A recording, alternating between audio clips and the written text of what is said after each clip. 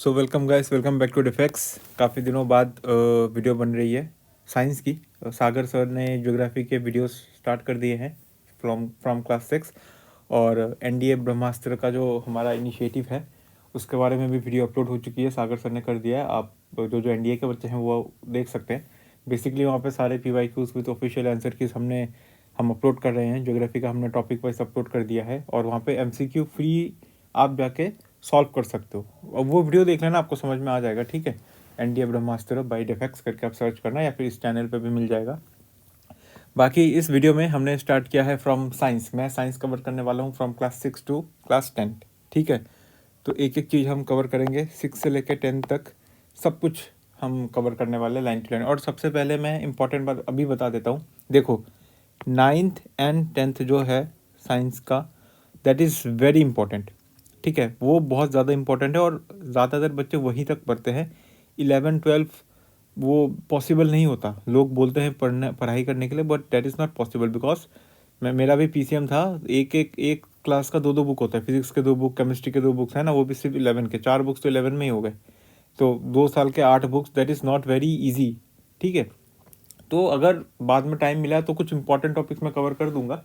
But यहाँ पे जो मेरा प्लान रहने वाला है, 6th 7th और 8th जो है, 6th 7th एंड 8th, ये टू बी ऑनेस्ट बहुत ज़्यादा इंपॉर्टेंट है नहीं। ठीक है, मैं पहले ब्रीफ इंट्रोडक्शन दे दूंगा, उसके बाद मैं क्लास स्टार्ट करूंगा। लेकिन इसमें क्या है ना, हम एक ही जगह पे, मतलब बाद में कभी कभी क्या होता है ना, कुछ कुछ चीज़ें 6 7 8 से जिनका साइंस बहुत कमज़ोर है, वो चीज़ें वो उनको क्लैरिटी आ जाती है। और कुछ कुछ चीज़ें ऐसी होती है जो यहाँ से भी पूछ सकता है। तो मैंने क्या किया इस बार, आपको यहाँ वहाँ ढूंढने की ज़रूरत नहीं पड़ेगी। फ्यूचर में 1 साल, 1.5 साल, 2 साल बाद अगर 6 7 8 से भी 1 2 क्वेश्चन आने लग गए तो आपको कहीं नहीं जाना। आपको इसी चैनल पे आपको सब कुछ मिल जाएगा। डेफेक्स करके आप सर्च करोगे, आपको सब मिल जाएगा। यही उद्देश्य है कि मैं सारा कुछ एक ही चैनल पे सब डाल रहा हूँ। 6 7 और 8 काफ़ी ईजी होता है, इस वजह से मैं बस वही चीज़ें और वही चैप्टर्स पकड़ूंगा जिस पेजेस से जहाँ ज़्यादातर क्वेश्चन आने वाला होता है। उसके बाद जब हम 9th और 10th पढ़ेंगे, मैं बहुत ही आराम से उसको समझाऊंगा। ठीक है, क्लास 6 हार्डली 6 7 वीडियो में ख़त्म हो जाएगा। 15-20 मिनट का एक वीडियो होगा। ठीक है, एक एक चैप्टर, एक वीडियो में आई थिंक 2 से 3 चैप्टर में कंप्लीट कर दूंगा। तो बहुत ही आराम से सुनना, नोट्स बना लेना बहुत ईजी होता है। आधे पेज का एक एक चैप्टर का नोट्स बनेगा। ठीक है, तो अपने बारे में थोड़ा सा ब्रीफ इंट्रोडक्शन दे देता हूँ। I have qualified CDS, AFCAT, CAPF, ठीक है, and then coast guard multiple times. ठीक है, और मेरे बहुत सारे एसएसबीज भी हो चुके हैं और मेरे कुछ एसएसबी रन इंटरव्यूज पेंडिंग भी है। सो ये थोड़ा सा ब्रीफ इंट्रोडक्शन था मेरे बारे में। अब मूव करते हैं। ठीक है, कुछ डाउट हो तो कमेंट कर देना या फिर टेलीग्राम का लिंक दिया है, उस पर आप सीधा पूछ लेना मेरे से। ठीक है, सीरियस वगैरह बहुत बार मैंने क्वालिफाई किया हुआ है और हमारा जो ग्रुप है वहाँ पे बहुत सारे पीवाईक्यूज, फ्री इनिशिएटिव्स के सारे बुक्स, एनसीईआरटीज, कुछ भी बहुत सारा अपलोडेड है। ठीक है, तो अब अभी स्टार्ट करते हैं। ठीक है, इस चैप्टर में क्लास 6 में, इस क्लास में टोटल 18 चैप्टर्स, 18 नहीं 16 चैप्टर्स है। तो रफली 6 7 वीडियो में मैं कवर कर दूंगा। ठीक है, फर्स्ट चैप्टर में देखो, फर्स्ट पेज में कुछ इंपॉर्टेंट है नहीं। ठीक है, फर्स्ट इसमें कुछ इंपॉर्टेंट नहीं है और जो इंपॉर्टेंट है मैं वही पढ़ाने वाला हूँ। ठीक है, फालतू में हम क्लास 6 का, तो ऐसा है नहीं कि क्लास 6 का करवा रहा हूँ। कॉम्पिटिटिव एग्जाम्स की तैयारी करनी है तो वैसे पढ़ना पड़ेगा। देखो, अब ये एक छोटा सा इंपॉर्टेंट चीज़ है। देखो, यहाँ पे एक चीज़ पूछ सकता है नेक्टर के बारे में। काफ़ियों को पता होगा, काफ़ियों को नहीं भी पता होगा। तो जिनको नहीं पता मैं उनके लिए भी ये समझा रहा हूँ। नेक्टर कैसे पूछ सकते हैं, नेक्टर का मतलब क्या होता है। वहाँ पे ऑप्शन में बहुत सारी चीज़ें दे देगा, स्वीट जूसेस, बिटर जूसेस, कुछ भी ऐसे पूछ सकते हैं। अब स्वीट और बिटर में लोग कंफ्यूज हो सकते हैं। ठीक है, ये एग्जाम हॉल में होता है ये सब प्रेशर, इस वजह से आप पढ़ लो एक बार अच्छे से। ठीक है, तो do you know where honey comes from और हाउ इट प्रोड्यूस। तो हनी कहाँ से आता है, देखो बीज जो होते हैं, कलर चेंज कर लेता हूँ 1 मिनट। ठीक है, सो ये जो बीज होते हैं ना, दिस बीज collect nectar. Nectar that is from, इसका मतलब क्या होता है, स्वीट जूस होता है। ठीक है, that is sweet juices on from flowers, converted into honey and stored it in their hive. और एक सबसे इंपॉर्टेंट बात, flowers and their nectar may be available only a part of the year. पूरे साल अवेलेबल नहीं रहता। ठीक है, so bee store this nectar for this all through the year, क्योंकि वो उनको सारा साल उनको चाहिए होता है। तो वो, क्योंकि सारा साल तो अवेलेबल होता नहीं है, इस वजह से वो पहले कलेक्ट रखती है। ये स्टेटमेंट वाइज वो पूछ सकता है कि nectar is available all through the year. That is wrong, मतलब ये बहुत डीप जाके ये पूछ सकता है, इसलिए वजह से ये थोड़ा सा, अब ये चीज़ें हैं आप एक पेज के एक लाइन में आप इसको लिख के ख़त्म कर सकते हो, ठीक है, इस वजह से बहुत इंपॉर्टेंट है। तो ये कंप्लीट हो गया। उसके बाद हम मूव करते हैं नेक्स्ट। ये बहुत ईजी है, फिर भी मैं एक बार, मतलब बहुतों को, कुछ बच्चे हैं जिनको कन्फ्यूजन हो सकता है, तो मैं समझा देता हूँ। हर्बीवोर्स किसको बोलते हैं? The animals which eat only plants और प्लांट प्रोडक्ट्स। कार्निवोर्स किसको बोलते हैं? जो अदर एनिमल को खाते, जैसे शेर वगैरह हो गया, है ना। और ऑमनीवोर्स जो दोनों खाते हैं, प्लांट्स प्रोडक्ट भी खाते हैं, एनिमल्स प्रोडक्ट भी खाते हैं। हम क्या हैं? वी ह्यूमंस आर ऑमनीवोर्स, है ना। ठीक है, ये बहुत ईजी था। तो चैप्टर 1 में कुछ था नहीं बेसिकली, चैप्टर 1 इज कंप्लीट। अब आते हैं चैप्टर 2 में, कंपोनेंट्स ऑफ फूड के बारे में, ठीक है, न्यूट्रिशन वगैरह, डिजीजेस वगैरह, इस चैप्टर में वो सब है। तो सबसे इंपॉर्टेंट चीज न्यूट्रिशन होती क्या है? The ingredients contain some components that are needed by our body, these components are called nutrient. तो न्यूट्रिएंट्स कितने टाइप के होते हैं? देखो, मेजर न्यूट्रिएंट्स कौन कौन से होते हैं, ये सब मेजर है, ठीक है, लिखा भी है। कार्बोहाइड्रेट है, protein, fats, vitamin and minerals, ठीक है। इसके अलावा भी dietary fibres and water are also needed by our body. अब इनका फंक्शन क्या क्या वो सब पढ़ेंगे, ठीक है। उससे पहले एक चीज़ मैं आपको समझा देना चाहता हूँ। देखो, अच्छा वो बात नहीं करते हैं, अब यहाँ पे आते हैं। देखो, कार्बोहाइड्रेट आपने बाद में इस बार क्वेश्चन भी आया था, लैक्टोस, मेल्टोस, मोनोसेक्राइड, डाइसेक्राइड, वो 11-12 में ना बहुत डिटेल में दिया गया है। उसी का ये जो फाउंडेशन है वो यहाँ पे देखो क्या लिखा है। कार्बोहाइड्रेट वगैरह हमने पढ़ा, तो there are many types of carbohydrates, यही होता है कार्बोहाइड्रेट्स, जो बाद में जाके हम डिटेल्स में पढ़ते हैं, मोनोसेक्राइड, डाइसेक्राइड, ठीक है। सो यहाँ पे क्या लिखा है? The main carbohydrate that is found in our food are in the form of starch and sugars. So starch and sugars किस चीज़ के फॉर्म है? They are the form of carbohydrates. अब कार्बोहाइड्रेट्स, प्रोटीन्स, ये सब को टेस्ट करने के लिए ना कुछ प्रोसीजर है, इस पर क्वेश्चंस भी आए हुए हैं, तो मैं आपको बताता हूँ। अगर आपको स्टार्च टेस्ट करना है तो उसमें आप क्या करोगे? आप 2-3 drops of dilute iodine solution डालोगे। अगर ये iodine solution blue black colour में कन्वर्ट हो जाता है, मतलब जिस फूड आइटम में डालोगे अगर वो फूड आइटम का कलर ब्लू ब्लैक हो जाता है, that means it is positive for starch. यहाँ पे लिखा हुआ है, a blue black colour indicates that in contain starch. अब ये क्वेश्चन जिसने PY को सॉल्व किया उसे पता है कि कई बार पूछा गया है। अब नेक्स्ट टाइम वो क्या क्या और पूछ सकते हैं। देखो, प्रोटीन अगर हमें टेस्ट करना है तो कैसे करेंगे?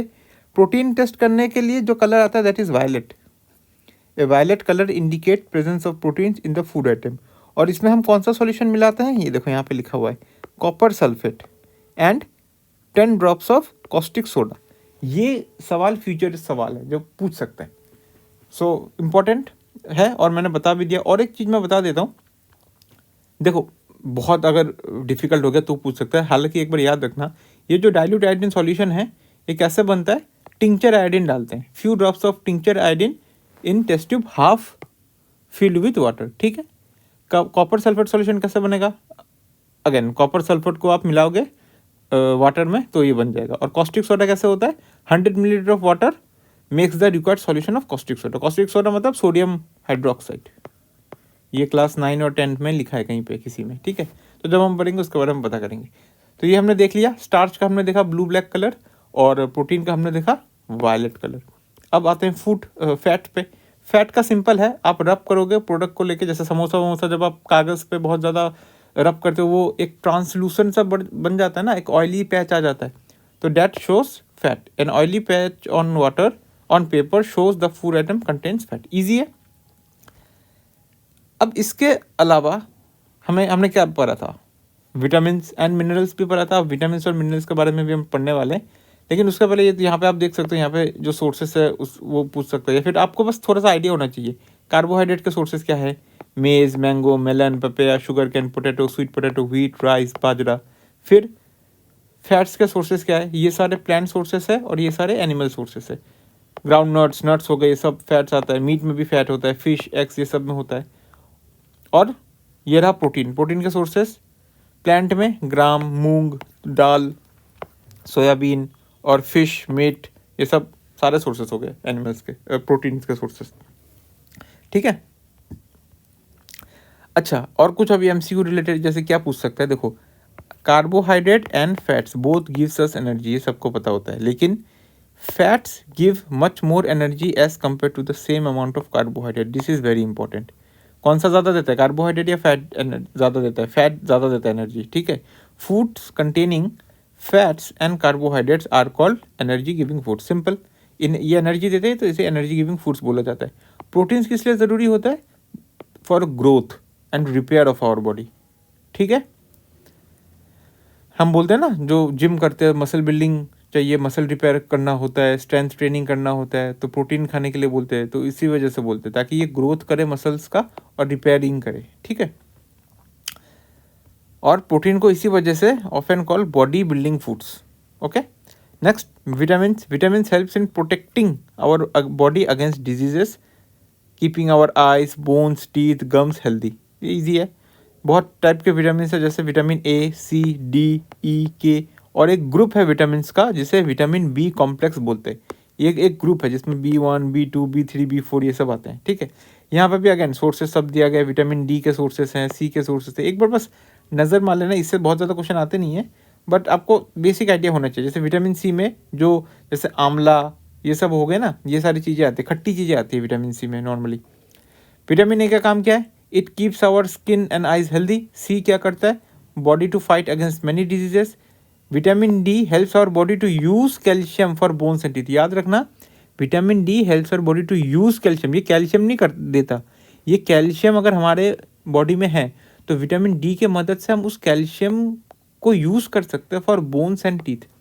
आपको पता है ना, जैसे दूध में कैल्शियम होता है, हम बोलते हैं कि अच्छा होता है दूध, टीथ के लिए अच्छा होता है, हड्डियों के लिए अच्छा होता है. लेकिन अगर आपके बॉडी में विटामिन डी की कमी है तो वो कैल्शियम कुछ काम का नहीं है. विटामिन डी से हम कैल्शियम को यूज़ कर सकते हैं फॉर बोन्स एंड टीथ. ये काफ़ी इंपॉर्टेंट चीज़ है. ठीक है.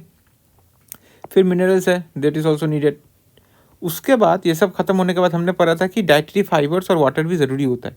डाइटरी फाइबर जो होता है उसको रफेज भी बोलते हैं. Roughage is mainly provided by plant. ये याद रखना, whole grains, pulses, potatoes, fresh fruits, ये सब रफेज के सोर्सेस होते हैं. सबसे इंपॉर्टेंट चीज़ होती है कि ये कोई न्यूट्रिएंट प्रोवाइड नहीं करता. Roughage does not provide any nutrient. ठीक है. This helps our body to get rid of undigested food. ये सब कुछ इंपॉर्टेंट है. रफेज के बारे में एक भी सवाल आ गया MCQ पे, 4 स्टेटमेंट दे देगा, उसमें से गलत होगा, मोस्ट प्रोबेबली यही देगा कि इट ऑल्सो प्रोवाइड न्यूट्रिएंट. तो यहाँ याद रखना, roughage does not provide any nutrient. जो साग सब्जी खाते हैं ना, घास वगैरह, साग, वो सब होता है रफेज. ठीक है.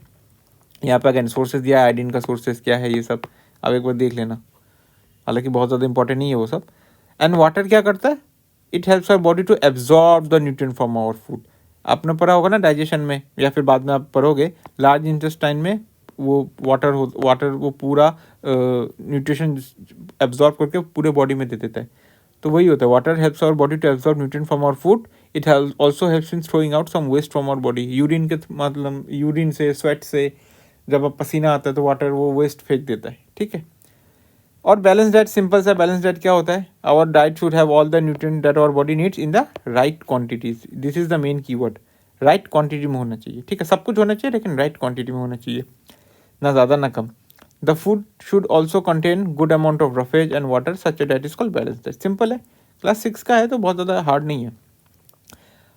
अब एक चीज़ है जो मुझे लगा कि MCQ में पूछ सकते हैं. देखो, कुकिंग से क्या होता है? It results in the loss of certain nutrients. जब हम पकाते हैं ना तो वो न्यूट्रिएंट उसका लॉस हो जाता है. Many useful proteins, considerable amount of minerals are all lost if excess water is use during cooking and is then thrown away. पानी मिलाते हैं ना, तो ज़्यादा पानी मिलाओगे कुकिंग करते वक्त, तो जब आप पानी फेंक देते हो तो उसमें जितने भी न्यूट्रिशंस होते हैं वो सारे उसमें घुल के वो निकल जाते हैं. एक और MCQ रिलेटेड चीज़ है, विटामिन सी जो होता है ना, it gets easily destroyed by heat during cooking. पूछ सकता है which vitamin gets easily destroyed in cooking, ABCD. तो आंसर क्या होगा? सी. ठीक है. इसको याद रखना. और फिर डेफिशिएंसी डिजीज कुछ होते हैं, जैसे diseases that occur due to lack of nutrients over a long period of time are called deficiency disease.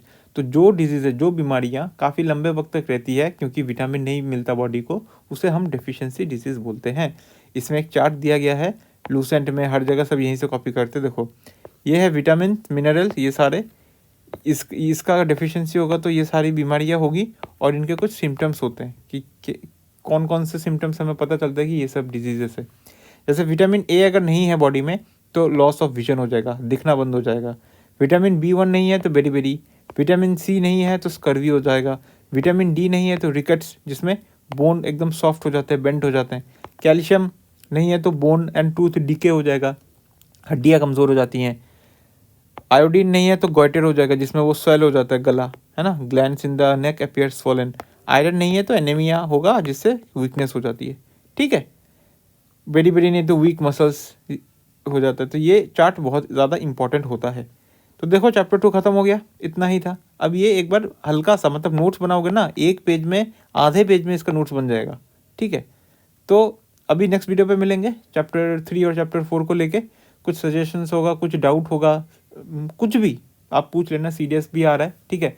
मैं भी कभी किसी वीडियो में अपना स्ट्रैटेजी शेयर कर दूंगा, ठीक है। और मैंने CDS का एयरफोर्स वाला कट ऑफ क्लियर किया मल्टीपल टाइम्स, ठीक है। आर्मी का मुझे उतना शौक नहीं था, एयरफोर्स का था, तो इसका कट ऑफ भी हाई जाता है, जिन्हें पता है। तो मिलते हैं नेक्स्ट वीडियो पे, ठीक है। कुछ भी डाउट होगा टेलीग्राम पे शेयर कर देना, ID नीचे दिया गया है, ठीक है। सो मिलते हैं, जय हिंद।